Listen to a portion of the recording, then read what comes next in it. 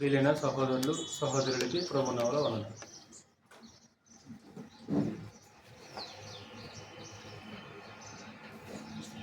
దేవుని మహాకృపను బట్టి మరొకసారి మనం ఆయన సన్నిధిలో చేరి ఆయనను ఆరాధించే ఒక విశేషమైన సమయాన్ని, ఒక గొప్ప భాగ్యాన్ని పరమ తండ్రి మనకు అనుగ్రహించాడు.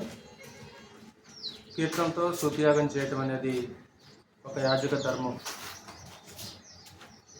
తెలుసు కదా మీకు, యాజకులు మార్చబడిన ఎడల అవశ్యముగా యాజక ధర్మం సహా మార్చబడి. ఈరోజు క్రీస్తులోనికి ప్రవేశించిన వాళ్ళు రాజులని యాజకులని. యాజక ధర్మం ఏంటంటే అందులో ఒకటి, అనేకం ఉన్నాయి మీకు తెలుసు. అందులో కీర్తనతో స్తుతించడం అనేది యాజకుని యొక్క ధర్మం. అది ఆత్మ సంబంధమైన బలి. కాబట్టి మనం ఏం చేయాలంటే పాటలు అయిపోయినాక రాకూడదు అన్నమాట. ఒకవేళ బాప్తిస్మం పొందిన తర్వాత కీర్తనలు అయిపోయినాక ఆరాధనకు వస్తే ఆ రోజు నువ్వేం చేయలేదు, ఆ రోజు ఆత్మ సంబంధమైన బలిని నువ్వు అర్పించలేదు. ఒక్కొక్కసారి మనం కీర్తనలు అయిపోయినాక వస్తుంటాం, ఒకసారి సంఘ కూడికల్లో కూడా ఒకసారి బైబిల్ క్లాస్ కానీ వెళ్దాంలే, వాక్యం ఇంపార్టెంట్ కాదు, అన్నీ ఇంపార్టెంట్ అన్నమాట. అలాగే కీర్తనలు కూడా కేవలం పెదవులతో కాకుండా ఏం చేయాలి, నోటి మాటలు హృదయ ధ్యానము రెండు ఏకం అవ్వాలి. వాస్తవానికి ఆ గానం ఎక్కడి నుంచి రావాలంటే హృదయంలో నుంచి రావాల్సిన అవసరత ఉంటుంది. మనకెంత స్వరం ఉందో అంత స్వరం ఎత్తి దేవుని యొక్క సముఖంలో కీర్తించి గణపరచవలసిన అవసరత ఉంటుంది. ఈరోజు మరొక చిన్న అంశం గురించి కొద్ది నిమిషాలు మనం నేర్చుకుందాం.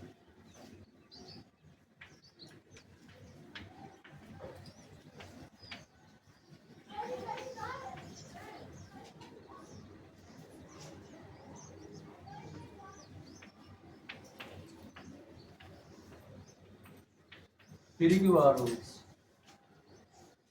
దేవుని రాజ్యమునకు వారసులు కానేరరు అనే సంగతులు కొద్ది నిమిషాలు నేర్చుకుంటాం.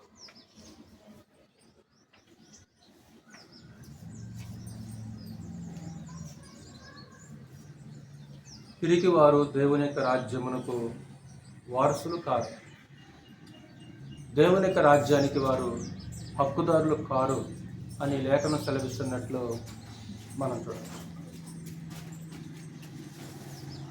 ఏదైనా ఒక ఉద్యోగాన్ని పొందుకోవాలంటే, ఒక ఉద్యోగాన్ని సంపాదించాలంటే ఖచ్చితంగా అర్హత అనేది ఉండవలసిన అవసరత ఉంటుంది.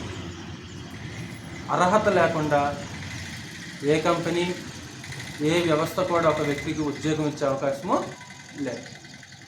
అంటే ఈ ఉద్యోగాన్ని నువ్వు పొందుకోవాలంటే నీకున్న క్వాలిఫికేషన్ ఏంటి, నీకున్న అర్హత ఏంటి, అర్హతను చూసి అర్హతను బట్టి ఏం చేస్తారంటే లోకంలో ఉద్యోగం ఇవ్వటం అనేది మనము చూడవచ్చు. మరి పరలోకం పోవాలంటే అర్హత ఏంటి, పరలోకానికి పోవాలంటే ఏ అర్హత ఉండవలసిన అవసరం లేదా?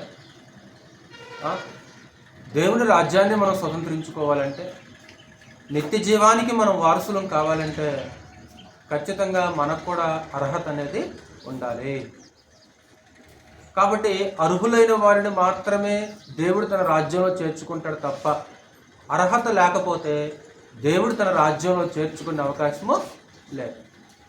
భౌతికమైన 30 సంవత్సరాల ఉద్యోగానికే ఒక అర్హత ఉంటే, యుగయుగాలు చావు లేకుండా దేవునితో పాటు నిత్యము జీవించే ఆ లోకానికి మనం వారసులం కావాలంటే మనకి ఖచ్చితంగా ఒక అర్హత అనేది ఉండాలి.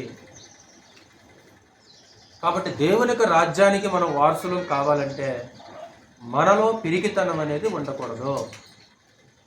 పిరికితనం కలిగిన వాళ్ళు దేవుని యొక్క రాజ్యానికి వారసులు కాదు. నరహత్య చేయటం నేరమే, దొంగతనం చేయటం నేరమే, అబద్ధం ఆడటం నేరమే, వ్యభిచరించటము నేరమే. అంటే ఇవే మనకు నేరాలుగా కనిపిస్తున్నాయి. పిరికితనం మాత్రం నేరంగా కనబట్టలేదా? పిరికితనము మాత్రము మనకు నేరంగా కనబట్టలేదా? నరహత్య నేరమే, వాస్తవమే. దొంగతనం నేరమే, మోసం చేయడం నేరమే, వీటితో పాటు పిరికితనం కూడా, గ్రంథం ఇస్తున్న సందేశం ఏంటంటే పిరికితనం కూడా నేరమే. అంటే పిరికివారు పరలోక రాజ్యానికి ఎంత మాత్రం వారసులు కాదు. అవిశ్వాసులు సమానులు పిరికివాడు. వాస్తవానికి విశ్వాసి అవిశ్వాసి అని రెండు గ్రూపులు దేవుడు బైబిల్ చూపించినట్లు మనం చూడగలం. పిరికివారు ఎవరంటే అవిశ్వాస సమానులు వారు, అవిశ్వాసులతో సమానులు. అలాగే అగ్నిగుండంలోనికి వెళ్ళే వారి జాబితాలో మొట్టమొదటి ఎవరుంటారో తెలుసా? అగ్నిగుండానికి వెళ్ళే వారి జాబితాలో మొట్టమొదటి ఎవరుంటారంటే పిరికి వాళ్ళు ఉన్నట్లు మనం చూడగలం. ప్రకటన గ్రంథము 21వ అధ్యాయంలో ఆ సందేశం మనకి కనిపిస్తుంది. ప్రకటన గ్రంథము 21వ అధ్యాయము 8వ వచనం శాంతి. పిరిగివారును అవిశ్వాసులను అసహ్యులను నరహంతకులను వ్యభిచారులను మాంత్రికులను విగ్రహారాధికులను అబద్ధికులందరూ అగ్ని గంధకములతో మండు గుండములో పాలు పొందుదురు. ఇది 2వ మరణము. అగ్ని గంధకములతో మండు గుండములో పాలు పొందుదురు. అంటే అగ్నిగుండానికి వెళ్ళే వారి యొక్క జాబితా గురించి ఇక్కడ లేఖనం మాట్లాడింది. అగ్నిగుండానికి వెళ్ళే వారి యొక్క జాబితా మనకి ఇక్కడ కనిపిస్తుంది. అంటే ఎవరు అగ్నిగుండానికి వెళ్తారు? ఇదిగో చెప్పే లిస్ట్ చెప్పాడు ఇక్కడ. ఆ లిస్టులో మొట్టమొదటి వాళ్ళు ఎవరున్నారు? లిస్టులో మొట్టమొదటి ఎవరున్నారంటే ఇదిగో పిరికి వాళ్ళు ఉన్నట్లు మనం చూడగలం. పిరిగివారు. నెక్స్ట్ 2 ఎవరిని ఉపయోగించాడు? అవిశ్వాసులు. అంటే పిరికి వారు ఎవరితో సమానులు? అవిశ్వాసులతో సమానులు. విశ్వాసం ఉందని చెప్పుకుంటే సరిపోదు మనకి. విశ్వాసులు అని చెప్పుకుంటే మనకు చాలదు. కానీ అవిశ్వాస సమానులు ఎవరంటే పిరికివారు, అవిశ్వాస సమానులు. ఇంతకీ పిరికితనం అంటే ఏ పిరికితనం గురించి ఇక్కడ మాట్లాడుతున్నాడు? పిరికితనం అంటే ఒక రకమైన భయం, అంతేనా? పిరికితనం అంటే ఒక రకమైన భయం. అంటే పిరికితనము 2 రకాలుగా గ్రంథం చూపిస్తుంది. ఒకటి భౌతికమైన వాటికి భయపడటం. పిరికితనం అంటే కొంతమంది చీకటికి భయపడతారు కదా. చీకట్లో ఎక్కడికైనా వెళ్ళాలంటే వాళ్ళకి చచ్చి అంత వదలనమాట, నేను వెళ్ళనంటారు. కొంతమంది దయ్యానికి భయపడతారు. అంటే చీకట్లు ఏముంటాయి అనుకుంటారు? దయ్యాలు ఉంటాయి అనుకుంటారు. దయ్యాలు ఉంటాయి, మేము బాగా భయపడుతుంటారు అనమాట. దయ్యాలకు భయపడతారు. కొంతమందికి నీళ్లు చూస్తే భయం కదా. కొంతమందికి నీళ్లు చూస్తే ఒక రకం దాన్ని ఏదో అంటారు ఇంగ్లీష్లో ఫోబియా అని పిలుస్తుంటారు. ఏదో ఫోబియా. ఒక్కొక్కరికి ఒక్కొక్క రకమైన ఫోబియా ఉంటుంది. కొంతమందికి ధ్వని వింటే భయం, కొంతమందికి అగ్నిని చూస్తే భయం, కొంతమందికి కొన్ని కీటకాలను చూస్తే భయం. ఒక బల్లిని చూసినా సరే, కప్పను చూసినా సరే, అంటే బహుగా భయపడిపోతుంటారు వాళ్ళు. కప్పను చూసినాడు కొంతమంది ఎంత దూరం వెళ్ళిపోతారు వాళ్ళు, చాలా భయపడిపోతుంటారు. అంటే ఈ భయం గురించి, ఈ పిరికితనం గురించి మాట్లాడుతుందా గ్రంథం? దీని గురించి మాట్లాడుతుందా గ్రంథం? అంటే దయ్యానికి భయపడేవాళ్ళు, చీకటికి భయపడేవాళ్ళు, బల్లులకి, పాములకి, లేకుంటే ఆ నీళ్ళకి భయపడేవాళ్ళు పిరికి వాళ్ళ. ఈ పిరికి వాళ్ళ గురించి మాట్లాడట్ల గ్రంథం. దేహ సంబంధమైన, భౌతిక సంబంధమైన పిరికితనం గురించి గ్రంథం మాట్లాడట్ల. అంటే ఎవరు పిరికి వాళ్ళు? అంటే ఎవరు? ఒకవేళ ఈరోజు ఇక్కడ కూర్చున్న నీకు నాకు ఒకవేళ ఈ లక్షణం ఉందని, ఒకవేళ ఈ లక్షణం ఉంటే దాన్ని ఏం చేయాలంటే ఈరోజే తక్షణమే దాన్ని ఏం చేయాలంటే దాన్ని తీసేసుకోవాల్సిన అవసరత ఉంటుంది. ఎందుకంటే ఈ లక్షణము దేవుని యొక్క రాజ్యానికి మనల్ని దూరం చేస్తుంది, పరలోక రాజ్యానికి మనల్ని దూరం చేస్తుంది. కాబట్టి ఈ పిరికితనము, ఒక భయము, ఒక అధైర్యం అనేది మనలో ఉండకూడదు. ఇందుకే పిరికి వాళ్ళు అంటే గ్రంథం చెప్పిన అర్థం ఏంటో మనం చూద్దాం.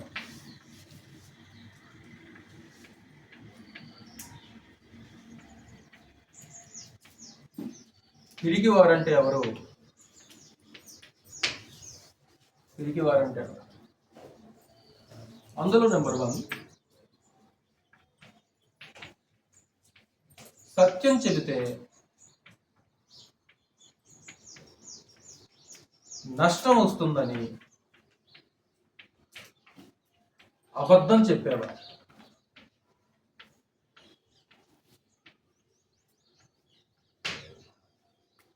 అంటే నిజం పలికితే, సత్యం మాట్లాడితే, ఉన్నది ఉన్నట్లుగా మాట్లాడితే నష్టం వస్తుందని ఎవరైతే అబద్ధం చెబుతారో అలాంటి వారిని గ్రంథం ఏమందంటే పిరికివారు అని సంబోధించింది. భౌతికమైన పిరికితనం గురించి మాట్లాడలే గ్రంథం. అంటే నిజం పలికితే ఏమైద్ది? అంటే నిజం మాట్లాడితే ఏమైద్ది? నిజం మాట్లాడితే ఏమైద్ది అంటే నాకు నష్టం వస్తుంది. ఒక 1000 రూపాయలు నష్టం వస్తుంది, ఒక 10,000 రూపాయలు నష్టం వస్తుంది, లేకపోతే ఇంకేదో నష్టం వస్తుంది. కాబట్టి నాకు నష్టం వస్తుంది కాబట్టి నేను ఏం చేస్తున్నాను? నాకు నష్టం వస్తుంది కాబట్టి నేను ఏం చేస్తున్నానంటే ఇదిగో నిజం మాట్లాడకుండా ఏం మాట్లాడుతున్నాను? అబద్ధమే మాట్లాడుతున్నాను. ఈ పిరికితనం అనేది ప్రారంభంలో అపోస్తుల్లో ఉన్నట్లు కూడా మనము చూడగలం. పిరికితనం ప్రారంభంలో అపోస్తులు ఎలా ఉండాలంటే చాలా భయపడినట్లు, పిరికితనం కలిగి ఉన్నట్లు మనం చూడవచ్చు. అందుకు ప్రభు అన్నమాట మీకు గుర్తుందా? ఏమంటాడు? ఇదిగో ఖడ్గమా, నా గొర్రెల కాపరి మీద పడుము, ఇదిగో కాపరిని కొట్టుదును, మందల గొర్రెలు ఇప్పుడు ఏమైపోతాయి? చెదిరిపోతాయి. ప్రభు కూడా అన్నాడు కదా, మీకు తెలుసు కదా మాట. ఇదిగో మీరందరూ కూడా ఏం చేస్తున్నారు? నన్ను ఒంటరిగా విడిచిపెట్టే గడియ వచ్చుచున్నది, అది ఇప్పుడును వచ్చేయన్నది అన్నప్పుడు అప్పుడు పేతురు ఏమంటాడు?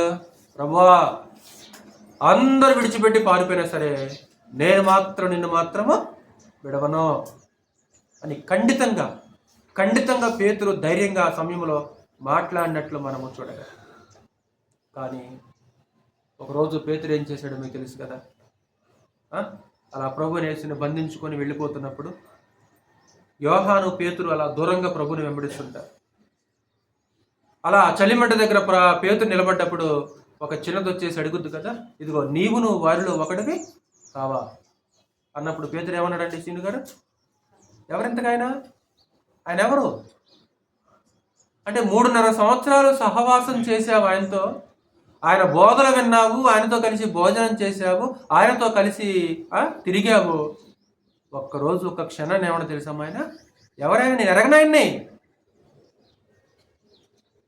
అంటే ఒకవేళ నేను కూడా వారిలో ఒక్కడిని అంటే పేతురికి ఏదో ఒక నష్టం సంభవిస్తుంది, ఏదో ఒక సమస్య రాబోతుంది. కాబట్టి అతను ఏం చేశాడు? భయపడి, అంటే నిజం పలికితే నష్టం వస్తుందని ఒకవేళ అబద్ధాన్ని మనం మాట్లాడామనుకో మనలో ఏమన్నట్లు? పిరికోళ్ళం మనం, ధైర్యవంతులం కాదు మనం. ఎక్కడ చెబితే నష్టం వస్తుందో, ఎక్కడ చెబితే ఈ లాభం రాదో, ఎక్కడ నిజం మాట్లాడితే లాభం పోయిద్దో, ఒకవేళ ఉన్నది ఉన్నట్లు మాట్లాడితే ఎక్కడ ఈ లాభం పోయిద్దో అని ఏం చేస్తామంటే లాభం కోసము అబద్ధం మాట్లాడటం అనేది ఒక పిరికితనం. ఈ పిరికితనం గురించి గ్రంథం మాట్లాడింది తప్ప నీళ్ళకి, చీకటికి, దయ్యాలకి భయపడే వాళ్ళు కాదు. ఎప్పుడన్నా మన జీవితంలో సంభవించిందా? ఎప్పుడన్నా నిజం చెబితే లాభం పోయిద్దని ఎప్పుడన్నా అబద్ధం మాట్లాడావా నువ్వు? అబద్ధం పలికావా నువ్వు? చదువుగా మీకు తెలిసిన మాటలే. మత్తయి సువార్త 26వ అధ్యాయం. మత్తయి సువార్త 26వ అధ్యాయము. అంటే అపోస్తులు, అంతకాలం వెంబడించిన అపోస్తులు ప్రభువుని విడిచిపెట్టి పారిపోయినట్లు మనం చూడగలం. అంటే ప్రారంభంలో వారిలో ఒక పిరికితనం అనేది కనిపిస్తుంది. 56వ వచనం చదువు ఒకసారి. 26వ అధ్యాయము 56వ వచనం. అయితే ప్రవక్తల లేఖనములు నెరవేరునట్లు ఇదంతయో జరిగినని చెప్పెను. అప్పుడు శిష్యులందరూ ఆయనను విడిచి పారిపోయిరి. అందరూ అప్పుడు దాకా అంటి పెట్టుకుని ఉన్న వాళ్ళందరూ ఏమైపోయారంట? విడిచిపెట్టి పారిపోయారు. తర్వాత అక్కడ అలా నడుచుకుంటూ ఒక ప్రాంతానికి వచ్చేసాడు. చూడొకసారి 69వ వచనంలో, పేతురు వెలుపట ముంగిట కూర్చుండి ఉండగా ఒక చిన్నది అతని యొద్దకు వచ్చి, నీవును గలిలయుడగు యేసుతో కూడా ఉంటివి కదా అనెను. అందుకతడు, నేను ఉండలేదు, నీవు చెప్పు సంగతి నాకు తెలియదని అందరి ఎదుట అనెను. అతడు నడవలోనికి వెళ్ళిన తర్వాత మరి ఒక చిన్నది అతను చూచి, వీడును నజరేయుడగు యేసుతో కూడా ఉండినని అక్కడ వారితో చెప్పగా అతడు ఒట్టు పెట్టుకొని, నేను ఉండలేదు, ఆ మనుష్యుని నేను ఎరగను. తెలియదా నీకు? ఆ మనిషి తెలియదా నీకు? ఎవరంటారా?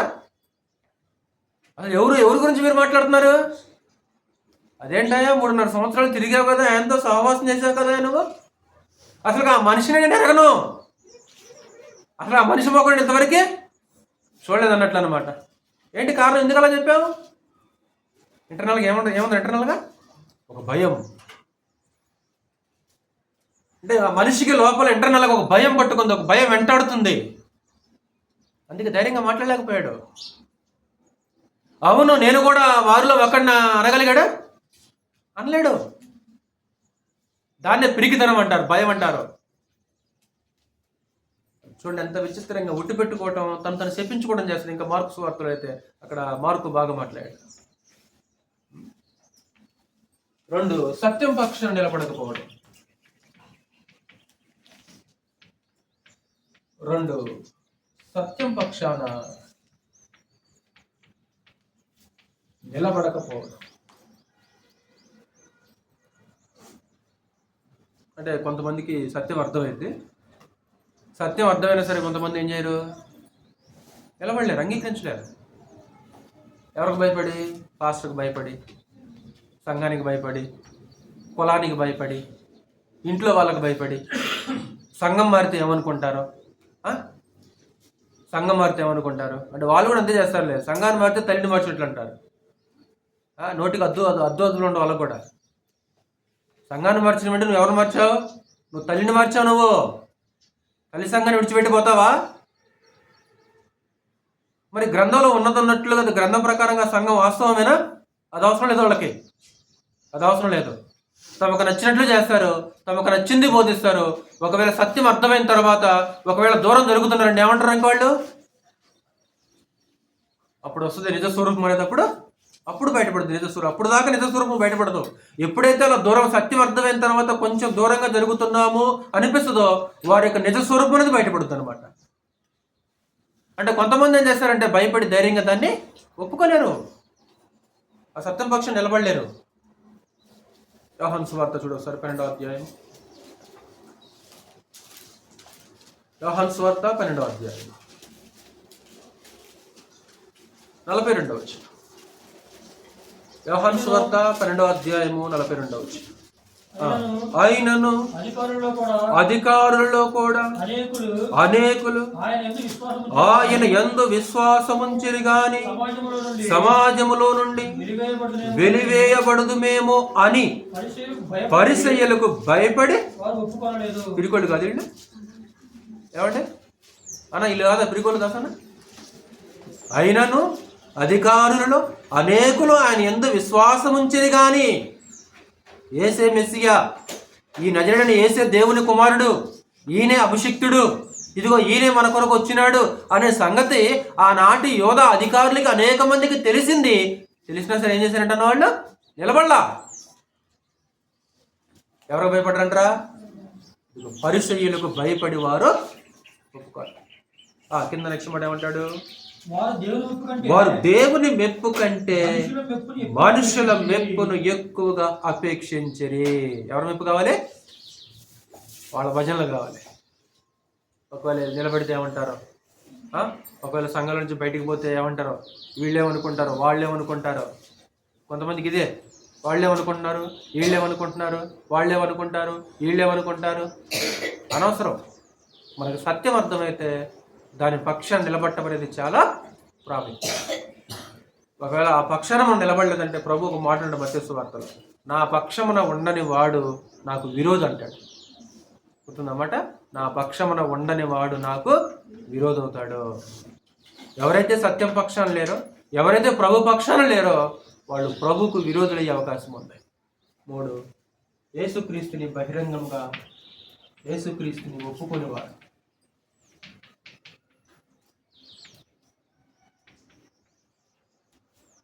యేసుక్రీస్తుని ఒప్పుకోనివాడు. 9వ అధ్యాయం చూడ ఒకసారి. అక్కడ యేసుక్రీస్తు ఒకరోజు పుట్టు గుడ్డి అయిన ఒక అతని కనులు తెరుస్తాడు. అది పరిసయ్యులు వీళ్ళు నమ్మరు, అధికారులు నమ్మరు అనమాట. వాళ్ళ తల్లిదండ్రులను పిలిచి కూడా వాళ్ళు అడుగుతారు, ఇదిగో గుడ్డివాడిగా పుట్టారని చెబుతున్నాడు కదా, ఈడేనా మీ కొడుకని తల్లిదండ్రులు కూడా పిలిచి అడుగుతారు. అప్పుడు తల్లిదండ్రులు ఏమంటారు? 17 నుంచి చదవసారి, 9వ అధ్యాయము 17 నుంచి. వాడు ఎలాగో చూపు పొందెనో దానిని గురించి పరిసయ్యులు కూడా వాడిని మరలా అడుగుగా వాడు నా కన్నుల మీద ఆయన బురద ఉంచగా నేను కడుగుకొని. అంటే ఏం చెప్పాడు? అయ్యా నేను ఇదిగో ఇలాగ నా కన్నులు తెరిచానని చెప్పేశాడు. నెక్స్ట్ 17వ వచనం చదువు. కాబట్టి మరలా ఆ గుడ్డి వానితో నీ కన్నులు తెరచినందుకు నీవు అతని గూర్చి ఏమనుకొనుచున్నావని అడగగా వాడు ఆయన ఒక ప్రవక్త అనెను. వాడు గుడ్డివాడయుండి చూపు పొందినని యూదులు నమ్మక చూపు పొందిన వాని అంటే వాడు చెప్పాడు నమ్మట్లా. అరే ఇడా బురద చేశాడు నాయన, బురద చేసి నా కళ్ళకు పోసాడు, కోనేట్లో పోయి కడుక్కోమన్నాడు, నేను చూపు పొందానురా బాబు అని కన్నులు వచ్చిన వాడు చెప్తున్నా సరే వాళ్ళు నమ్మట్లా. ఇప్పుడు ఎవరిని పిలిచాడు? తల్లిదండ్రులు పిలిచేసాడు. నిజంగా వీడు పుట్టుకతోటి గుడ్డుడా కాదా అని కన్ఫర్మ్ చేసుకోవడానికి ఎవరిని పిలిచారు? వాడు అమ్మ నాన్న పిలిచేశారు అనమాట. తల్లిదండ్రులు పిలిచేశాడు. వాళ్ళు ఏమంటారు? చదువు. గుడ్డివాడే పుట్టినని మీరు చెప్పు మీ కుమారుడు వీడేనా? అలాగైతే ఇప్పుడు వీడెలాగూ చూచుచున్నాడని వారిని అడిగిరి. అమ్మా ఈడేనమ్మా మీ కొడుకు? తల్లి అమ్మ వీడి కొడుకు వీడేనా? మీ కొడుకేనా? వీడు నిజంగా గుడ్డివాడిగా పుట్టిండా? 2 అసలు వీడికి ఎలాగో చూపొచ్చిందమ్మా మీరు చెప్పండి. ఎందుకంటే వాడు మాట నమ్మలేదు కదా. ఇప్పుడు కన్ఫర్మ్ కోసం వీళ్ళ మాటలు. ఇప్పుడు వీళ్ళు ఏమన్నారు మరి? అందుకు మన తల్లిదండ్రులు వీడు మా కుమారుడనియు వీడు గుడ్డివాడుగా పుట్టిననియు మేము వెలుగుదాయా, వీడు మా కుమారుడు మా కొడుకే వీడు. 2 వీడు పుట్టుకతో ఏమైపోయాడు? వీడు గుడ్డోడు. ఆ తర్వాత ఇప్పుడు వీడు ఎలాగో చూచుచున్నాడు. ఎరుకదేంటి? తెలియదా మీకు? ఎలా చూస్తున్నా తెలీదా? తెలుసు. ఎవరు తెలుసు? తల్లిదండ్రులకి తెలుసు. కానీ ఇక్కడ వాళ్ళు ఏమంటారా? అసలు వీడికి ఎలా చూపొచ్చిందో, వీడు ఎలా చూస్తున్నాడో మేము ఎరగో, మాకు తెలియదు. అబద్ధం. ఎందుకు మాట్లాడుతున్నారు ఇలాగా? చదువు. ఎవడు వీని కన్నులు తెరిచినో అది మేము ఎరగము. ఎవరు తెరిచా కూడా మా తెలియదు. వీడికి ఎలాగొచ్చిందో మా తెలియదు, ఎవరు తెరిచిందో మా తెలియదు. వీడు వయసు వచ్చిన వాడు దీనినే అడుగుడి, తన సంగతి తానే చెప్పుకొనగలడని. ఈడేవాడు చిన్నపిల్లగాడా? వయసులో ఉన్నాడు కదా, అడగండి. ఎందుకు చెప్పారంటే ఇలాగా? 2వ వచనం. వాని తల్లిదండ్రులు యూదులకు భయపడి తెలియ కాదది అబద్ధం, మేము ఎరగం, వాడికి ఎలా చూపొచ్చిందో మా తెలియదు, వాడి కళ్ళు ఎవరు తెరిచా కూడా మాకు తెలియదు. నిజమా తల్లి? కాదు. మరి ఎందుకు చెప్పేలాగా? ఎవరికి భయపడి? ఒక పిరికితనం, ఒక భయం. ఎవరికి భయపడరా? యోధా సమాజానికి భయపడి. ఎందుకనినా ఆయన క్రీస్తు అని ఎవరైనా ఒప్పుకుని ఎడల వారిని సమాజ మందిరములో నుండి వెలివేతుమని యోధులు అంతకు మునుపు నిర్ణయించుకొని ఉండిరే. ఒకవేళ ఆయన గనక నిజంగానే క్రీస్తుని ఒప్పుకున్నారనుకో, ఆయన దేవుని కుమారుని ఒప్పుకున్నారనుకో, సమాజం నుంచి ఏం చేస్తారంటారా? వెలివేస్తారు. అందుకు భయపడి ఏం చేయలేదండి వాళ్ళు. నిజం చెప్పారా? ఏమంటారు దీన్ని? పిరికితనం, భయం. పూర్వం కూడా ఇప్పటికీ ఉండదు కూడా బహుశా కొన్ని గ్రామాల్లో కులం చర్చలు ఉంటాయి. ఆ చర్చికే పోవాలి. ఆ చర్చి పాస్టర్ చేతనే పెళ్లి చేయించుకోవాలి. ఆ వాతావరణం మా ఊర్లో కూడా ఉంది. కులం చర్చి పాస్టర్ చేత పెళ్లి చేయించుకోలేదని కులం ఏం చేసిందంటే, ఇక వాళ్ళని వెలివేసి, ఇక వాళ్ళ ఇంట్లో ఏం ఫంక్షన్ జరిగినా సరే కులము రాదు. జస్ట్ రీసెంట్గా జరిగింది అది. ఎప్పుడో వన్స్ అపాన్ ఏ టైం కదనమాట. జస్ట్ ఒక 2 years బ్యాక్, అలా 2-3 years బ్యాక్ అనమాట. అంటే ఒకవేళ సత్యం అర్థమై ఒకవేళ సత్యం పక్షాన్ని వెళ్ళిపోయారు అనుకో, కులం ఏం చేస్తారనమాట. నేటికి ఉంది. ఈరోజు నేటికి అనేక గ్రామాలు ఉందా లేదా? ఉందా? వాతావరణం ఉంది. అంటే యేసుక్రీస్తు వారిని ధైర్యంగా ఒప్పుకోలేకపోతున్నారు కదా. ఆయన క్రీస్తు అని యేసుక్రీస్తుని ధైర్యంగా ఒప్పుకోలేకపోతున్నారు. యేసు పేరు చెప్పలేకపోతున్నారు వాళ్ళు. అక్కడ ఎవరు తెరిచారు కళ్ళు? ఇదిగో పలానా ఆయన నజరేయుడైన యేసు, ఆయనే కళ్ళు తెరిచని చెప్పట్లేదు. ఇప్పుడు నీ భార్య పేరంటే ఏం పేరంటే చెప్తావా? చెబుతాం. భర్త పేరంటే చెబుతాం. ఏం ఉద్యోగం చేస్తున్నామంటే చెబుతాం. అన్నీ చెబుతాము, కానీ చెబితే ఏ నష్టం కలుగుద్దో. కాబట్టి ఏది పిరికితనము? 7వ అధ్యాయం చూడండి ఒకసారి అక్కడి. 7వ అధ్యాయము 12వ వచనం 13వ వచనం కూడా. 7వ అధ్యాయము 12, 13 వచనం. మరియు జన సమూహములలో ఆయనను గూర్చి గొప్ప సనుగు పుట్టెను. కొందరాయన మంచివాడనేది, మరికొందరు కాడు, ఆయన జనులను మోసపుచ్చువాడనేది. అయితే యూదులకు భయపడి ఆయనను గూర్చి ఎవడనో బహిరంగముగా మాట్లాడలేదు. అంటే కొంతమందికి అర్థమైందండి, ఈయనే దేవుని కుమారుడు, ఈయనే మెస్సీ అనే సంగతి ఆనాటి యోధా సమాజానికి అర్థమైనా సరే ధైర్యంగా ఒప్పుకున్నారా? కృష్ణమూర్తనా? ఒప్పుకోలేదన్నా. దాన్నే పిరిగితనం అంటారన్నా. భౌతిక లాభాల కోసం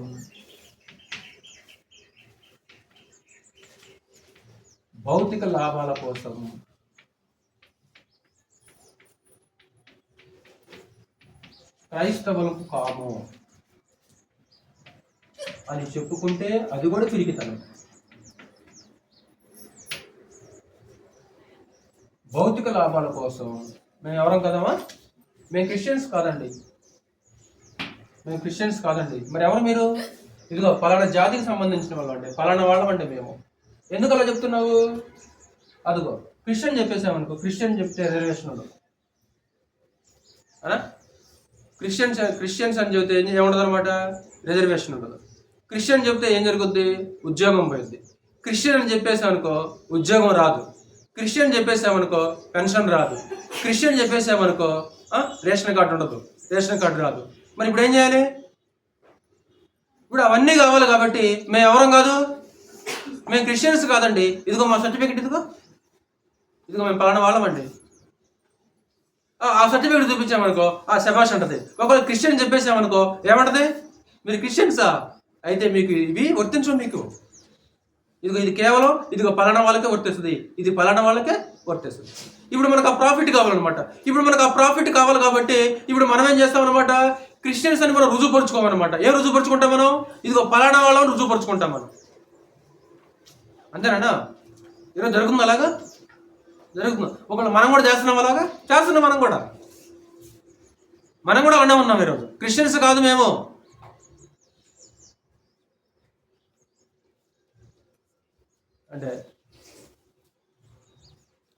అంటే ప్రాణం పోయినా సరే క్రిస్టియన్స్ కాము అని చెప్పలేదన్నమాట. మొదటి శతాబ్ద కాలం. అవునా? ప్రకటన గ్రంథం మనం చదివామనుకో, అవునా, శిరచ్ఛేదనం చేయబడుతున్నారు, తలకాలు తెగుతున్నాయి, బహుభయంకరంగా ఎంత హింస వస్తున్నా సరే, ఎన్ని తలలు తెగుతున్నా సరే వాళ్ళు ధైర్యంగా మేము క్రైస్తవులం అని చెప్పుకున్నారే తప్ప వాళ్ళ గుర్తింపుని ఏమాత్రం కూడా వాళ్ళు దాచలా, మార్చుకోవాలి.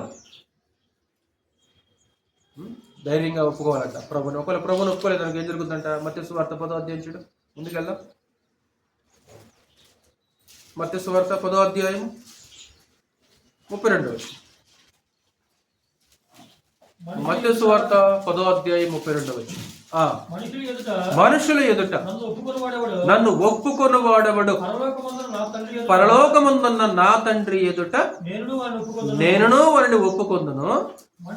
మనుషుల ఎదుట ఎవడు నన్ను ఎరుగననునో వానిని పరలోకమందున్న నా తండ్రి ఎదుట నేనును ఎరగను.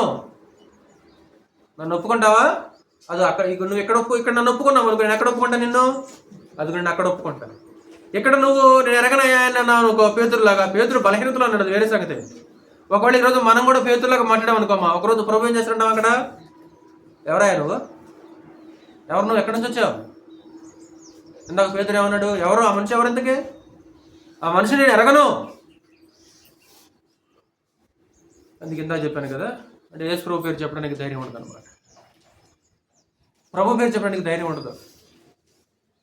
నీ భార్య పేరంటే చెబుతావు, నీ భర్త పేరంటే చెబుతావు, నీ ఏ ఉద్యోగం చేస్తున్నావంటే చెబుతావు. కానీ యేసు ప్రభు యొక్క పేరు మాత్రము చెప్పలేరు. ఏంటి చెబితే ఎలా? బెనిఫిట్స్ రావు కదా. అంటే బెనిఫిట్స్ పోతాయని. ఒకవేళ మనం క్రిస్టియన్ కాదని చెప్పుకున్నాం అనుకోరా శ్రీలారా, అది ఒక రకమైన పిరికితనం రాదు, ఒక ఇంటర్నల్ ఒక భయం అనమాట, ఒక పిరికితనం అనమాట. నష్టమైనా సరే, కష్టమైనా సరే, లాభమైనా సరే, ఏదైనా సరే ఏం చేయాలరా, ఉన్నది ఉన్నట్లుగా ఒప్పుకుంటే అద్భుతంగా దేవుడు సంతోషిస్తాడు అనమాట. ఇంకా అంటే ఎవరి పిరికి వాళ్ళని సమస్యలకు భయపడేవారు, సమస్యలకు భయపడే వాళ్ళు పిరికివారు.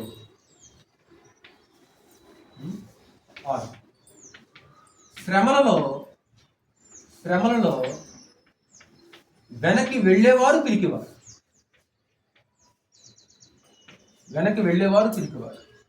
అలాగే ఏడోది పాపమును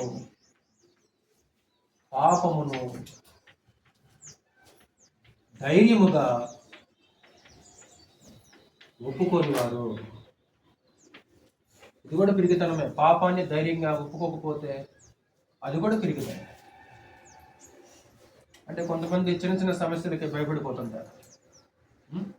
ఏదో ఒక జీవితం అయిపోయింది, జీవితం ముగిసిపోయింది, ఇక లేదు, జీవితం ఏమీ లేదు, ఇక నా జీవితం అంతమైపోయింది, ఇక ప్రపంచంలో ఎవరి దగ్గర లేని సమస్యగా నా దగ్గర ఉంది అని చిన్న చిన్న సమస్యలు కూడా భయపడిపోతుంది. ఇప్పుడు చిన్న చిన్న సమస్యలకు భయపడేవాడు పిరికివాడు. క్రీస్తుని అంగీకరించిన తర్వాత, బాప్తిసం పొందిన తర్వాత శ్రమలు వస్తాయి. ఈ శ్రమలలో వెనక్కి వెళ్ళేవారు కూడా పిరికివాడు. శ్రమ రాదని ఏమన్నా ప్రభు వాగ్దానం చేశాడా? నా దగ్గరకు వస్తే మీకు ఎలాంటి శ్రమలు ఉండవని వాగ్దానం చేశాడా తినుగారు? వాటే ఎక్కడ ఉందా? సువార్తల్లో కానీ, పత్రికల్లో కానీ, మత్తయి సువార్త నుంచి ప్రకటన గ్రంథం వరకు కూడా మీరు కనుక నా దగ్గరకు వచ్చి నన్ను అంగీకరించి నాకు లోబడితే మీకు ఎలాంటి శ్రమలు ఉండవు అని చెప్పిండా? ఒక్క వచనం కూడా లేదు. ఇందుకే శ్రమలు ఉండవని చెప్పాడా, శ్రమలు వస్తాయని చెప్పాడా? శ్రమలు వస్తాయి, శ్రమలు పోతాయన్లా.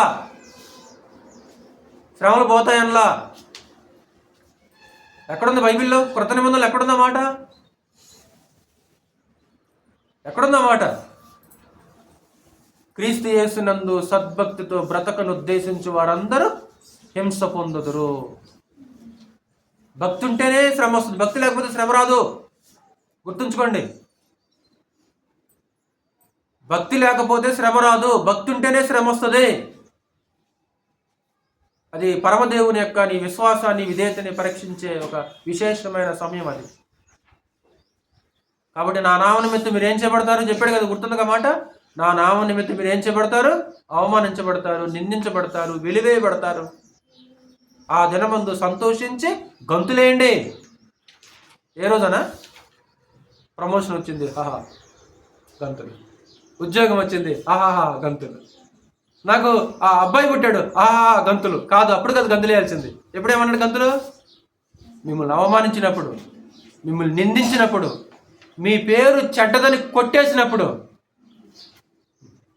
ఏడన్నామండి?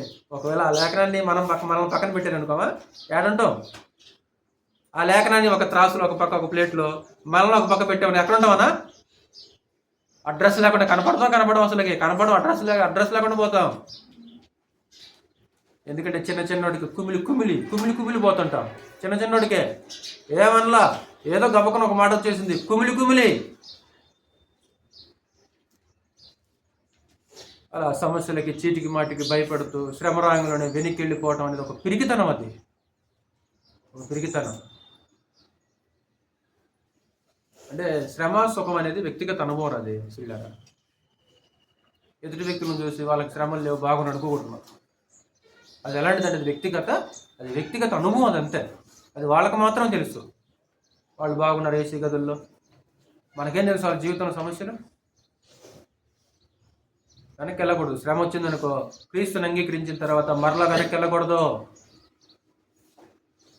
పిరికి గుండ గల గువ్వ అయిపోయిందండి ఇశ్రాయేలు. ఒకసారి చదువు అన్నమాట. హోషేయ గ్రంథం 7వ అధ్యాయం చూడు ఒకసారి. హోషేయ గ్రంథము 7వ అధ్యాయం, పాత నిబంధనలో 748వ పేజ్. పాత నిబంధనలో 748వ పేజ్, 7వ అధ్యాయము 11వ వచనం. హోషేయ గ్రంథం 7:11.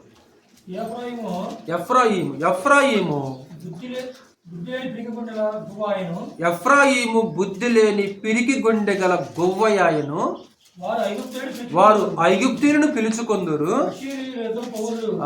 దేవుడు అవసరం లేదు వాళ్ళకి. యుద్ధం వస్తే చాలు. యుద్ధం వస్తే ఎవరి దగ్గరికి వెళ్తారు వాళ్ళు? ఐగుప్తు సహాయం తీసుకుంటారు, అశ్షూరు సహాయం తీసుకుంటారు. దేవుని దగ్గరికి మాత్రం దేవా యుద్ధం వచ్చింది సహాయం చేయనరు అంటే గోవా పిరికిదంట. తెలుసుగా గోవా? నేను చూసారు ఎప్పుడన్నా? అది పక్షుల్లో ఎక్కువగా పిరికితనం కలిగిన పక్షి ఏదైనా ఉందంటే గోవా అనమాట.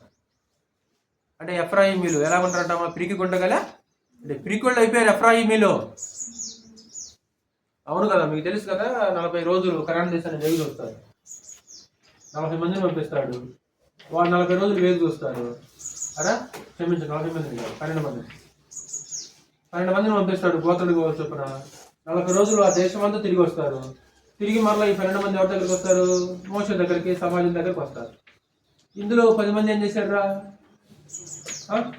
10 మంది ఏం చేశారు? అసలు మనం ఆ దేశాన్ని స్వతంత్రించుకోవడం అనేది జరగదు. ఎందుకంటే మేము వాళ్ళకి మిడతల్లాగా ఉన్నాం. వాళ్ళు ఎత్తెత్తున్నారు అనుకున్నాం, వాళ్ళ బాడీ ఎలాగుందనుకున్నాం, వాళ్ళ ప్రాకారాలు ఎలాగున్నాయనుకున్నాం, వాళ్ళ ఇల్లు ఎలాగున్నాయనుకున్నాం. అసలు ఆ దేశం వెళ్ళి మనం దాన్ని స్వాధీనం చేసుకోవడం అనేది జరగదు. మనం ఒక నాయకుని నియమించుకొని ఎక్కడి నుంచి వచ్చాము అన్నారు వాళ్ళు. కాదేశు బర్నే ఆ ప్రాంతం దగ్గరకు వచ్చిన తర్వాత భయపడిపోయి ఒక నాయకుని నియమించుకొని మనం తిరిగి వెళ్దాం. ఏం చేద్దాం? మనం మళ్ళీ వెనకెళ్దాం. ఎక్కడికి? ఐగుప్తుకి వెళ్దాం మళ్ళీ. ఇద్దరేం చేశారన్నా?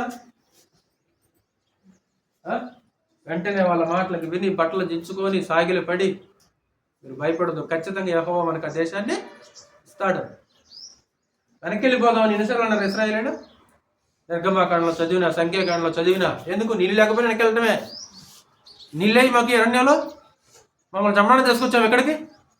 అన్నం లేకపోయినా పోదాం, ఐగుప్తుకి వెళ్దాం, వెనక్కి వెళ్దాం అంటే శ్రమ రంగంలోనే లోకంలో కలిసిపోతున్నారు. కొంతమంది వెనక్కి వెళ్ళిపోతారు, ఇంకా విశ్వాసం విడిచిపెడతారు. ఇంకా ఎందుకంటే ఇక్కడికి వచ్చినా సరే, ఇన్ని సంవత్సరాలు ప్రార్థన చేస్తున్నా సరే మాకేం కలగలేదు, మనశ్శాంతి లేదు. ప్రార్థన చేస్తున్నా సరే మాకు. కాబట్టి ఏం చేద్దాం మనం మనశ్శాంతి కోసం? పిరికోళ్ళు వెళ్ళాలి, ధైర్యంగా ముందుకెళ్ళిపోవాలి. ఇక వెనక్కి వెళ్ళిపోతానంట దేవునికి సంతోషం ఉందంట. హెబ్రీ పత్రిక చూడొకసారి. హెబ్రీ పత్రిక 10వ అధ్యాయం. తిరిగి వారు దేవుని రాజ్యానికి వారసులు కారు అనేది గ్రంథ సందేశం 37వ వచనం. 10వ అధ్యాయం 37వ వచనం. ఏకకాలము బహు కొంచెముగా ఉన్నది, వచ్చుచున్నవాడు ఆలస్యము చేయకవచ్చును. నా ఎదుట నీతిమంతుడైన వాడు విశ్వాస మూలముగా జీవించును గాని అతడు వెనుక తీసిన ఎడల అతని యందు వెనకెళ్ళాడా? నీతిమంతుడు విశ్వాస మూలంగా జీవిస్తాడు, వెనకెళ్ళాడా? వాడి యందు నేను ఏమాత్రం సంతోషపడండి. ఇలా రాసి గారు ఒకసారి బోర్డుకి వెళ్ళి చూడండి. కాబట్టి పిరికోళ్ళు అంటే చీకటికి, బొద్దింకలకి, బల్లులకి, పాములకి, నీళ్ళకి భయపడే పిరికి వాళ్ళ గురించి మాట్లాడుతున్న గ్రంథం. ఏమండి సీని గారు? చూడాలి బోర్డుకి వెళ్ళి. వాళ్ళు కాదు పిరికోళ్ళు అంటే. ఎవరంట? ఇదిగో నిజం చెబితే నష్టం వస్తుందని అబద్ధం చెప్పడం పిరికితాను. సత్యం అర్థమైనా సత్యం పక్షం నిలబడకపోవడం పిరికితాను. యేసుక్రీస్తుని ధైర్యంగా ఒప్పుకోకపోవడం, బహిరంగంగా ఒప్పుకోకపోవడం పిరికితాను. ఏమో కాబట్టి భౌతికమైన లాభాలు వస్తాయి కాబట్టి మేము క్రైస్తవులం కామని చెప్పడం ఒక పిరికితాను. సమస్యలకు భయపడటం, శ్రమ రాగానే వెనకెళ్ళిపోవటం, అలాగే పాపాన్ని ధైర్యంగా ఒప్పుకోకపోవటం కూడా పిరికితనమే. ధైర్యం ఉండాలి. తప్పు చేసామని ఒప్పుకోవాలంటే కూడా ఏం కావాలి? కొంతమంది ఒక నామోసి, మీ పాపములు ఒకరితోనొకడు ఒప్పుకొనుడి అంటే యాకోబు పత్రికలో. ఒకటి దేవునితో, ఒకవేళ సహోదరులతో ఏమైనా మిస్బిహేవ్ చేసావా? ఒకవేళ మిస్బిహేవ్ చేసేవానికి ఎవరితో ఏం చేయాలి? ధైర్యంగా వచ్చేసి అనే సారీ తమ్ముడు, నేను మొన్న నిన్ను ఇలా మాట్లాడాను తమ్ముడు, తొందరపడి అలా మాట్లాడకుండా వచ్చింది నేను. ఇదిగో నీ గురించి కొంచెం ఒకసారి చెడుగా చెప్పాను తమ్ముడు ఒకరోజు అనుకోకుండా. సారీ తమ్ముడు. ఉందా ధైర్యం? ఉందా? ఏడుందా ధైర్యం? ఏడుంది? ఏమంటారు దాన్ని మరి? అంటే దాన్ని ఒప్పుకోకపోవడం కూడా పిరిగితాను కదా. పాపాన్ని ధైర్యంగా ఒప్పుకోకపోవడం కూడా పిరిగితనం అని మాట్లాడుతుంది అనమాట గ్రంథం. బైబిల్లో ఇంకా పిరిగితనం కలిగి నష్టపోయిన వాళ్ళు ఉన్నారా? బైబిల్ ఎవరన్నా? పిరిగితనము కలిగి నష్టపోయినవాడు.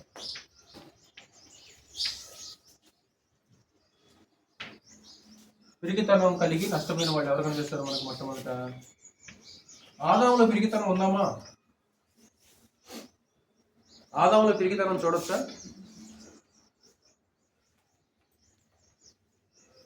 దేవుడైన యెహోవా స్వరము విని ఆదాము భయపడి చెట్టు చాటున దాక్కునను.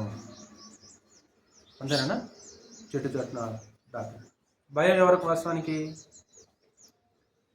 తప్పు చేసిన వ్యక్తి భయపడతాడు. తప్పు చేయని వ్యక్తి భయం ఉండదండి.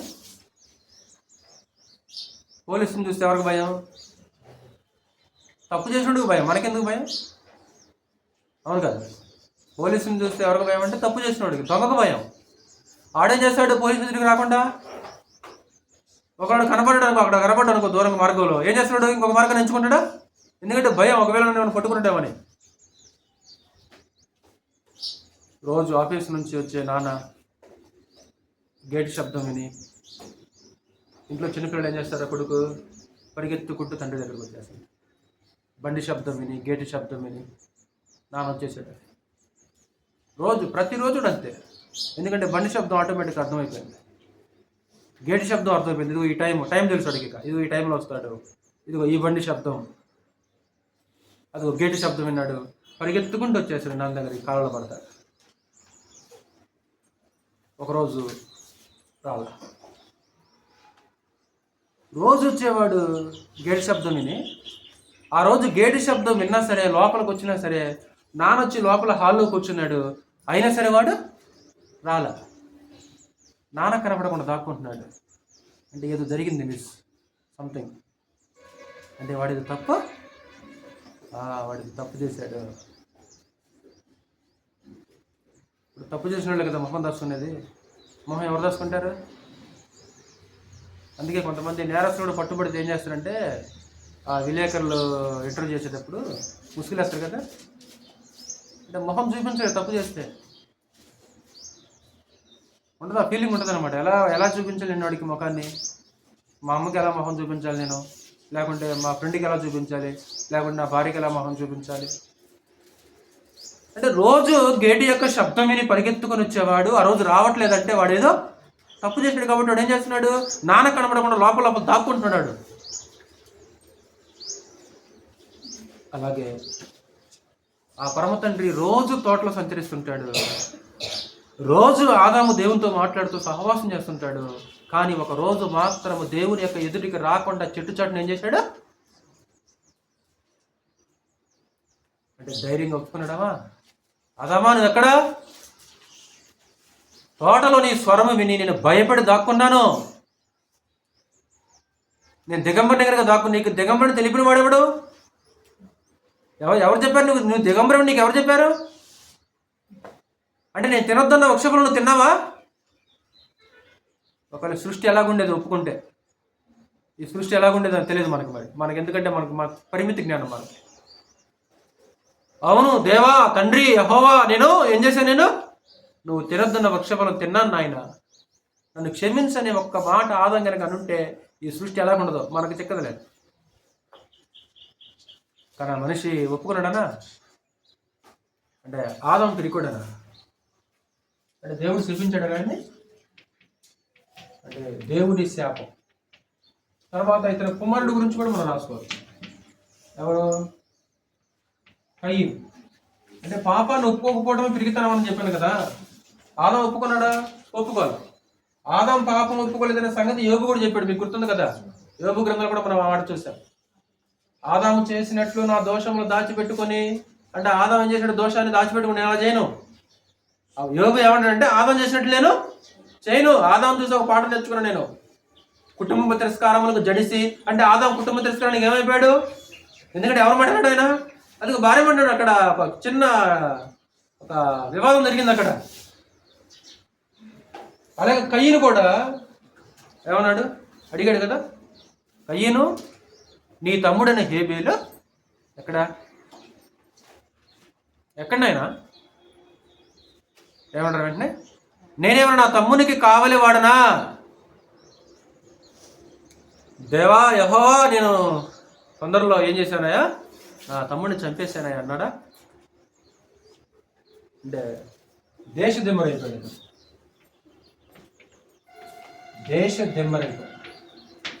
అంటే పిరికితనం వలన నష్టం. అలాగే మూడోది పేతురు కూడా మనస్సాక్షి దోషారోపణ. ఒక పశ్చాత్తాపం కూడా తిన్నాడు కదా ఆయన. ఒక పశ్చాత్తాపం తర్వాత ఏడ్చాడు కదమ్మా. వెలుపులకు పోయి ఏం చేశాడు? సంతాపపడి బహుగా ఏడ్చేశారంట. అలాగే ఇస్కరియోతు యూదాలో కూడా ధైర్యం లేదమ్మా. ఏం చేశాడు? ఉరి పెట్టుకొని చనిపోయాడు. వాస్తవానికి దాసన యేసుక్రీస్తు మీద ఉన్న ద్వేషంతో యోధా యేసుక్రీస్తు నమ్మాడా? కాదు. యేసుక్రీస్తు అంటే యోధాకు ద్వేషం కాదన్నా. యోధాకి ఎంత మాత్రం కూడా ద్వేషము కాదు. ఎందుకంటే యేసుక్రీస్తు వారు చేసే అద్భుతాలు యోధా కన్నులారా చూశాడు. ఒకవేళ వాళ్ళు వచ్చి ఈయన కనుక పట్టుకొని పోతే ఖచ్చితంగా ఆయన ఏం చేస్తాడు? ఏదో ఒక అద్భుతం చేసి తిరిగి మరలా వస్తాడు. బహుశా ఆ ఉద్దేశంతో డబ్బు కోసం అమ్మేశాడే తప్ప యేసుక్రీస్తు మీద ఉన్న ద్వేషంతో ఎంత మాత్రమో కాదు. అందుకే సైనికులు వచ్చినప్పుడు కూడా ఒక మాట అన్నాడు యోధా. ఏమన్నా తెలుసు అక్కడ? ఆయనను భద్రముగా కొనుక్కోడి యోధా, ఇదిగో నేను ఎవరినైతే ముద్దు పెట్టుకుంటానో ఆయన యేసు. మీరు వచ్చి ఆయన బంధించి ఎలా తీసుకోండి, మీరు భద్రంగా తీసుకోండి ఆయన్ని మీరు. తర్వాత యేసుక్రీస్తుకు ఆ శ్రమ కలగడం చూసి యేసుక్రీస్తుకి అపోస్తులకి ముఖం చూపించలేక ఇంకెలా చూపిస్తాడు? లోపల మనసాక్షి ఏం చేస్తుంది? లోపల భయంకరంగా వేధిస్తుంది. అక్కడ నిన్ననే జయరాజు ఒక ఉదాహరణ చెప్పేశాడు. పెట్రోల్ బంక్లో పనిచేస్తుంటే వాడు గేమ్స్లో కొన్ని వేలు పెట్టాడు. కొన్ని వేల రూపాయలు పెట్రోల్ ఆ యజమాని డబ్బులు ఏం చేశాడు? ఆన్లైన్ గేమ్స్లో పెట్టేశాడు. గేమ్స్ పెట్టేసి ఇక పెట్రోల్ బంకు రావటం మానేశాడు. యజమాని ఏం చేశాడు? యజమాని ఇంటికి వెళ్ళాడు. ఊరుకుంటాడా? వందలు కాదు కదా. తెలిసింది. అమ్మా నాన్న వచ్చేసి నిలదీసాడు. ఇదిగో ఇలా మీ కొడుకు చేశాడు, ఖచ్చితంగా కట్టాల్సిందని నిలదీశాడు. ఈ యజమాని వెళ్ళే సమయాన్ని కూడా కొడుకు లేడు. ఇక ఆడు ఏం చేశాడంటే వాళ్ళ అమ్మ నాన్నకు ముఖం చూపించలేక, యజమానికి సమాధానం చెప్పుకోలేక ఎక్కడ దూరంగా ఉరిపెట్టుకు చచ్చిపోయాడు. రియల్ స్టోరీ అది. ఈ మధ్య జరిగింది. ఈ సేమ్ యోధా కూడా ఏం చేశాడు? ఇంకా అపోస్తులు ఏ మొహం పెట్టుకుని అపోస్తుల దగ్గరకు వస్తాడు? 11 మంది అపోస్తులను కలుస్తాడా? మాట్లాడతాడా? పలకరిస్తాడా? ఏమో. నేను వెళ్తే వాళ్ళు ఎలా చూస్తారు నన్ను? ఈరోజు అలాంటి మనుషులు లేరనా? ఈ మధ్య రీసెంట్గా కేరళలో కూడా ఒక బస్సులో జరిగింది కదా. అసలు అతను ఏ మాత్రం కూడా ఉద్దేశపూర్వకంగా టచ్ చేసినట్టు కనిపించట్లే ఆ వీడియోలో. కానీ ఆమె ఏం చేసిందంటే టోటల్గా దేశమంతా దాన్ని శ్రమ చేసింది అనమాట. అవమానం తను ఏం చేశాడు? ఉరిపెట్టుకుని చచ్చిపోయాడు. అంటే మొహం చూపించలేక. ఇప్పుడు అందరూ ఏమంటారు? ఊళ్ళో వాళ్ళంతా ఏమంటారు? నువ్వు అలా చేసేమంటారు, నువ్వు ఇలా చేసేమంటారు అంటే కొంతమందికి ఎలా ఉంటాడు అనమాట వాళ్ళు. అంటే సేమ్ యోధా కూడా ఏం చేశాడు? ఇలాగా నిజంగా ప్రభు దగ్గరకు వస్తే ఏం చేస్తాడు ఆయన? ఒక ప్రభు కన్నీళ్ళు లేదో ప్రభు కాళ్ళ మీద పడ్డాడుకో క్షమిస్తాడు. కానీ ఏం చేయడం? ఒక భయం, ఒక పిరికితనం. ప్రభుకి శ్రమలను చూసేసి ఉరిపెట్టుకొని నిర్దాక్షిణ్యంగా చనిపోయాడు. తాడు తెగిందో మరి ఎలాగనో, అదొక లోయ అంట. అలా కింద పడ్డాడు. నడుము పగిలి పేగులన్నీ అయిపోయినట్ట. పేగులన్నీ కూడా పెట్టాడు. ఎలాంటి సావు తెచ్చిపోయాడు ఆయన. ఒక భయంకర. ఒకవేళ ఒక్క క్షణం తొందరపడకుండా ఒకవేళ ధైర్యంగా వచ్చేసి, ప్రభువా నేను పాపం చేశాను ప్రభువా, దయచేసి నేను క్షమించు ప్రభు అంటే దేవుని సముఖంలోకి రావాలి, ఒప్పుకోవాలి. ఇంకా చివరికి ఇంకొక పాయింట్ చెప్తాను. అంటే పిరిగితనం చేత వీళ్ళందరూ కూడా ఏమైపోయారు? నష్టపోయినట్లు గ్రంథం తేటగా మాట్లాడుతున్నారు. పిరిగితనము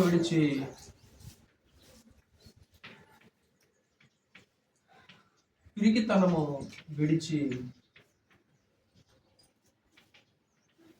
ధైర్యముగా ఉన్నవారు.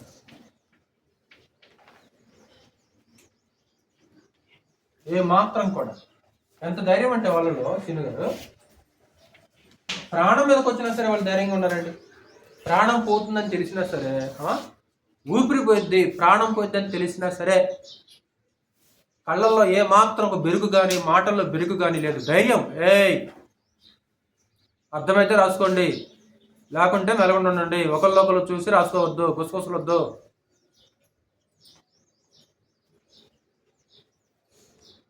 మీకు అందరూ తెలిసిన ఒక ఉదాహరణ కదా, షడ్రక్ మేషాక్ అబేద్నగో కదా. మీకు తెలిసిన ఉదాహరణ ఇది, కొత్త సంగతి కాదు ఇది. ఏం చేశాడు నెబుకద్నెజరు? దురాయన మైదానంలో ఒక భారీ విగ్రహాన్ని నిలబెట్టి, ఇది అలా అందరూ వాయిద్యాలు వాయిస్తుంటారు. వాళ్ళు ఎప్పుడైతే వాయిద్యాలు వాయించేస్తుంటారో అందరూ ఆ విగ్రహానికి ఏం చేయాలి? నమస్కారం చేయాలి. ఎవడు సాగిలపడి ఆ విగ్రహానికి నమస్కారం చేయడో వాడిని మండుచున్న వేడిమిగల అగ్నిగుండంలో పడవేడు. ఇప్పుడు ఈ ముగ్గురు కుర్రోళ్ళు ఏం చేయాలి? ఆ విగ్రహానికి నమస్కారం చేయాలి. ఎందుకంటే ధర్మశాస్త్ర ప్రకారంగా ఏ విగ్రహానికి సాగిలపడకూడదు, పూజించకూడదు. 2 ఆజ్ఞ కదా. 10 ఆజ్ఞలు 2 ఆజ్ఞ అంటే దేనికి నమస్కారం చేయకూడదు? దేనికి? కొంతమందికి శవానికి నమస్కారం చేస్తుంటారు. అది ఒక అవివేకం, అది అజ్ఞానం. అది చనిపోయిన వాళ్ళ ఫోటోలకు దండం పెడతారు, అవసరం లేదు. చనిపోయిన శవానికి దండం పెట్టడం, నమస్కారం చేయటం, ఫోటోకి నమస్కారం చేయటం ఒక్క దేవునికే కదా మనం పూజించాల్సింది, సాగిలపడాల్సింది. ఎవరిని? ఆ ఒక్క దేవుణ్ణి. అప్పుడు వీళ్ళు ముగ్గురు గురించి కంప్లైంట్ చేశారా? సరే తింటున్నావా? వీళ్ళ ముగ్గురు గురించి నెబుకద్నెజరు కంప్లైంట్ చేస్తే వీళ్ళ ముగ్గురిని పిలిపించాడు నెబుకద్నెజరు. ఏంటంట మీ గురించి వీళ్ళ సమాచారం నిజమేనంటే వాళ్ళు ఏమన్నారు ధైర్యంగా? అవునయ్యా అన్నారు. అన్నా ఎంత ధైర్యంగా వాళ్ళు మాట్లాడారు రాజుతోటి. పేరు పెట్టి పిలిచారు కదా ఆయన్ని, పేరు పెట్టి పిలిచారు కదా. ఇప్పుడు రేవంత్ గారు, సీఎం రేవంత్ గారు అంటారు ఎవరన్నా? గౌరవనీయులైన ముఖ్యమంత్రి గారు అంటారు ఎవరన్నా. పక్కన ఉన్న వాళ్ళు అలా ఎందుకు పిలుస్తారు అలాగా? కానీ వాళ్ళు ముగ్గురు ఏం చేశారు తెలుసా?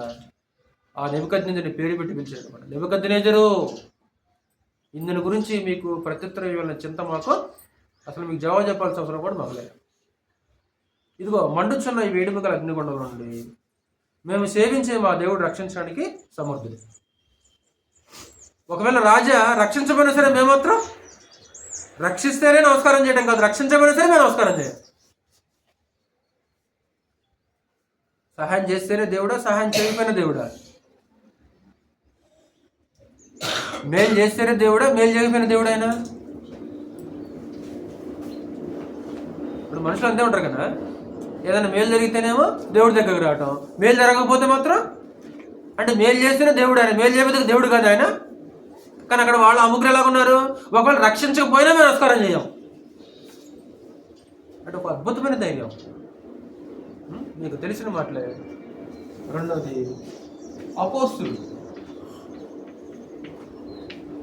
అపోస్తులు కూడా అద్భుతంగా ఒక విశేషమైన ధైర్యాన్ని కనపరిచినట్లు మనం చూడవచ్చు. వాళ్ళు ప్రారంభంలో అంటే ప్రభు ప్రాణంతో ఉన్నప్పుడు పిరికితనం వారిలో ఉందేమో, కానీ తర్వాత ఎంతో ధైర్యంగా వాళ్ళు పనిచేశారన్నారు. 4వ అధ్యాయం చూడు ఒకసారి. అపోస్తుల కార్యములు 4వ అధ్యాయం. అపోస్తుల కార్యములు 4వ అధ్యాయం 13వ వచనం. వారు పేతురు యోహానుల ధైర్యము చూచినప్పుడు, అంతకుముందు పేతురుకు ధైర్యం ఉందా? పారిపోయిండుగా. కానీ ఇప్పుడు ఎక్కడి నుంచి వచ్చింది మరి ఆ ధైర్యం? ఒక ధైర్యం. తర్వాత 18వ వచనం నుంచి, అప్పుడు వారిని పిలిపించి మీరు యేసు నామమును బట్టి ఎంత మాత్రం మాట్లాడకూడదు. మరి ఏం చేయాలి? మరి అధికారులు చెప్పారు కదా, మరి అధికారులే బోధించొద్దు, అధికారులే ప్రకటించొద్దు అని ఆజ్ఞాపించారమ్మా. ఏం చేయాలి ఇప్పుడు మరి? చదువు నెక్స్ట్ మాట ఏమన్నారు? అందుకు పేతురును యోహానును వారిని చూచి దేవుని మాట వినుట కంటే మీ మాట వినుట దేవుని దృష్టికి న్యాయమా? మీరే చెప్పుడి.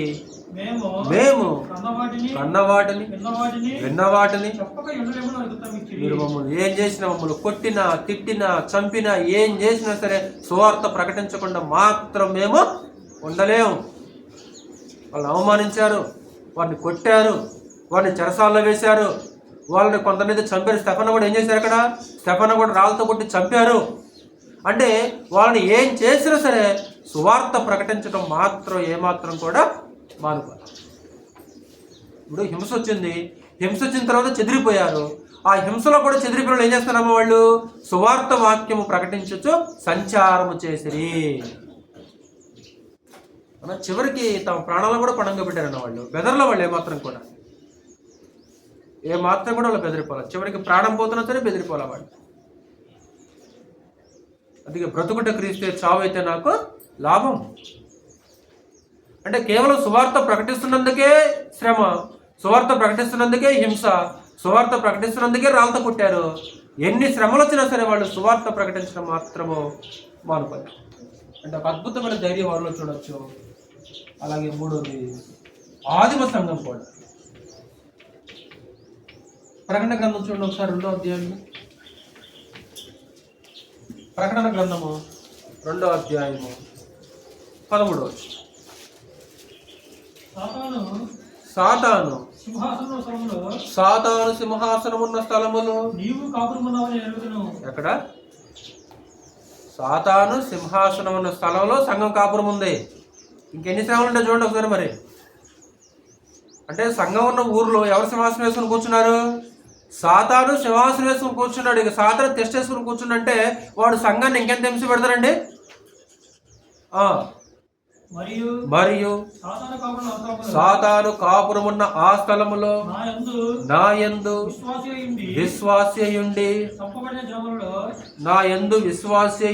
నన్ను గూర్చి సాక్షి అయిన అంతిపై వాడు మీ మధ్యన చంపబడిన దినములలో నీవు నా నామము గట్టిగా చేపట్టి నా యందరి విశ్వాసమును విసర్జింపలేదని నేను ఎరుగుదును. అంటే నిర్దాక్షిణ్యంగా అంతిప అనే ఒక విశ్వాసిని సంఘం ముందే, సంఘం కళ్ళ ముందే ఏం చేశారామా? చంపారు. అయినా సరే వాళ్ళు ఏం చేశారంట? భయపడ్డారన్న వాళ్ళు.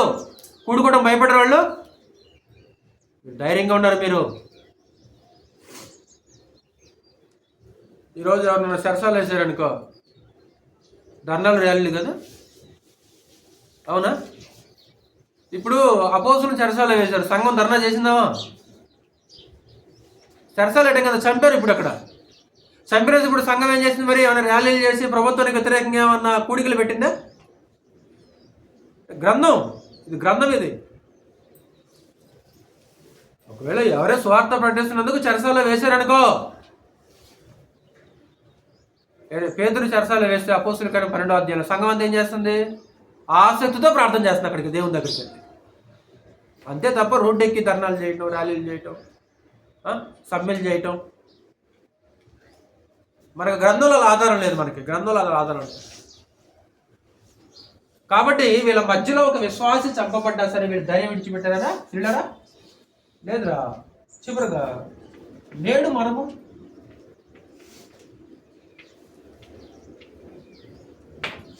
ఒకసారి బోటికి వెళ్ళి చూడండి. ఇదిగో ఈ ముగ్గురు యవనస్తుల్లో ఉన్న ధైర్యం, అపోస్తుల్లో ఉన్న ధైర్యం, ఆదిమ సంఘంలో ఉన్న ధైర్యం ఈరోజు ఇక్కడ కూర్చున్న నేడు మనకుందా? ఈరోజు. చివరిగా చదవమాట మనం చదివిన లేఖన భాగము తిమోతికి రాసిన 2వ పత్రిక 1వ అధ్యాయము 7-8 వచ్చిన. 2 తిమోతి 1వ అధ్యాయము 7-8 వచ్చిన. దేవుడు మనకు శక్తియు ప్రేమయు ఇంద్రియ నిగ్రహము గల ఆత్మనే ఇచ్చిన గాని నీలో ఉన్న ఆత్మ ఎలాంటి ఆత్మ? ఎలాంటి ఆత్మ కాదు. నీలో ఉన్న ఆత్మ పిరికితనం కలిగిన ఆత్మ కాదు. ఒక ధైర్యం. కాబట్టి చిన్న చిన్న వాటికి మనం భయపడటం కాదు, బెదిరిపోవటం కాదు. మనము తాటక చప్పుళ్ళకి ఎవరు భయపడతారంటారు కొంతమంది లోకలకు. తాటక చప్పుళ్ళు లేరు అవి. కొంతమంది తాటక చప్పులు కూడా భయపడిపోతున్నారు. అమ్మో ఏం కలిగింది అక్కడ అనుకుంటారు. ఏముండదాడా? గాలికి తాటాక ఏమైపోయింది అంతే. గాలికి తాటాక ఏమైందంటే కదిలి శబ్దం వచ్చింది. ఏమనుకుంటారు వాళ్ళు? అమ్మో ఏముందాడా, ఏముండదాడా. అందుకే కొంతమంది తాటాక చప్పులు బెదిరింపులు ఉంటాయి కొంతమంది మనుషులు. ఏం చేయలేడు కానీ నోరు తెస్తే మాత్రము ఎన్ని బెదిరింపులు ఉంటాయి. ఏం చేయడు? ఆ బెదిరింపులకి ఏం చేయకూడదు ఇప్పుడు మనం? అప్పుడు ఏం చేద్దానంటే తిమోతితోటి మాట్లాడుతున్నామా? 8వ వచనం కూడా. కాబట్టి నీవు మన ప్రభు విషయమైన సాక్ష్యమును గురించి అయినను ఆయన ఖైదీనైనా నన్ను గురించి అయినను సిగ్గుపడక. నాయనా సిగ్గుపడమాకు తిమోతి, నీలో పిరికితనం గల ఆత్మ లేదు, నువ్వు ధైర్యంగా ఉండాలి. సిగ్గుపడక దేవుని శక్తిని బట్టి సువార్త నిమిత్తమైన శ్రమానుభావములో పాలివాడవయుండుమో. ఎందులో పాలివాడవై ఉండాలి? శ్రమలో. శ్రమను పంచుకో, శ్రమను అనుభవించు. చూడరా ఏమంటున్నాడు తిమోతితోటి సైలన్న, శ్రమను అనుభవించమంటాడరా? నాతో పాటు శ్రమ అనుభవించున్నాను నువ్వు కూడా. అంటే ప్రతి క్రైస్తవుడు కూడా ఖచ్చితంగా ఏమనుభవించాలరా? శ్రమ అనేది అనుభవించాల్సిన అవసరం ఉంటుంది. ఆ శ్రమల్లో మనం భయపడకుండా ధైర్యంగా మనం ఏం చేయాలంటే ముందుకెళ్ళాలి. ఒకవేళ భయంతో, పిరిగితనంతో, అదురుతోటి ఒకవేళ మనం వెనక్కి వెళ్ళిపోయామనుకో, దేవుని రాజ్యానికి వారసులు కాదు. అగ్నిగుండంలోనికి వెళ్ళేవారి జాబితాలో మొట్టమొదటి పేరు ఎవరుందామా? వెళ్ళదే కదా, పిరికివారే కదా. పిరికివారి తర్వాత ఎవరున్నారు? అవిశ్వాసులు. అంటే పిరికి వాళ్ళు ఎవరితో సమానులు? అవిశ్వాసులతో సమానులు. వాళ్ళు అవిశ్వాసులతో సమానులు. కాబట్టి దయచేసి దేనికి భయపడుతున్నారు? భయపడాల్సిన పని లేదు. కోటికి నేను ముగించేస్తున్నాను. పిరికి వారికి అర్థం చెప్పాను కదా, సత్యం చెబితే అంటే నిజం పలికితే నష్టం కలుగుతుందని అబద్ధం చెప్పటం, సత్యం పక్షం నిలబడకపోవటం, యేసుక్రీస్తుని ధైర్యంగా బహిరంగంగా ఒప్పుకోకపోవటం, ఏదో బెనిఫిట్స్ వస్తాయని మేము క్రిస్టియన్స్ కాదని చెప్పటం, ఇంకా సమస్యలకు భయపెట్టడం, శ్రమల్లో వెనకెళ్ళిపోవటం, పాపాన్ని ధైర్యంగా ఒప్పుకోకపోవటం పిరికితనం. అలా పిరికితనం కలిగి నష్టపోయిన వాళ్ళు ఉన్నారా? బైబిల్లో ఉన్నారు. ధైర్యం లేదు వాళ్ళు ధైర్యంగా ఒప్పుకోవడానికి. ఒక ఆదం కానీ, ఒక కయ్యను కానీ, ఒక పేతురు కానీ, ఒక యోధా కానీ వీళ్ళలో పిరికితనం ఉందండి? ఏం లేదు. ఎంత ధైర్యంగా ఉండదు కదా వాళ్ళు. ఒకప్పుడు పేతురులో పిరికితనం ఉంది. ఎప్పుడైతే పరిశుద్ధాత్మ వాళ్ళ మీద కుమ్మరించబడ్డాడో వాళ్ళంతా ఏమైపోయిందామా? ఆ పరిశుద్ధాత్మ అగ్ని చేత వాళ్ళ బలహీనతలని దహించి వేయబడింది. ఒక అద్భుతమైన బలవంతులుగా వాళ్ళు ఉన్నారు. అసలుకి మీరు ఏం చేసినా సరే మేము సువార్త ప్రకటించకుండా ఉండలేము, మేము మానం. మీరు ఏం చేసినా సరే. కళ్ళ ముందు స్టెఫను చంపేశారు, అయినా మానుకున్నారా? మానుకోలా. పేతురుని చెరసాలలో వేశారు, మానుకున్నారా? మానుకోలా. ఆగలా. కాబట్టి బెదిరిపోలేదు. ఈరోజు మనం కూడా మన జీవితంలో, మన ఆత్మీయ జీవితంలో, మన క్రైస్తవ జీవితంలో ఏమాత్రం బెదిరిపోకుండా, సమస్యలు ఎదురవుతాయా? వస్తాయి ఖచ్చితంగా. మన దేహంలో ఊపిరి ఉన్నంతకాలం ఏముంటాయి? ఉంటాయి. దేహంలో బలహీనతలు ఉంటాయి, కుటుంబంలో సమస్యలు ఉంటాయి, జీవితంలో ఖచ్చితంగా ఉంటాయి. అవి వాటిని ధైర్యంగా ఎదుర్కొంటూ మనం ముందుకెళ్తే, నిలబెడితే దేవుని యొక్క రాజ్యానికి వారసులు ఉంటాం. ఆ రూపంలో బ్రతకాల్సిందిగా ప్రేమపూర్వకంగా వేడుకుంటూ ముగిస్తున్నాను. మీ అందరూ కూడా ప్రభువుని అవలంబించాలి.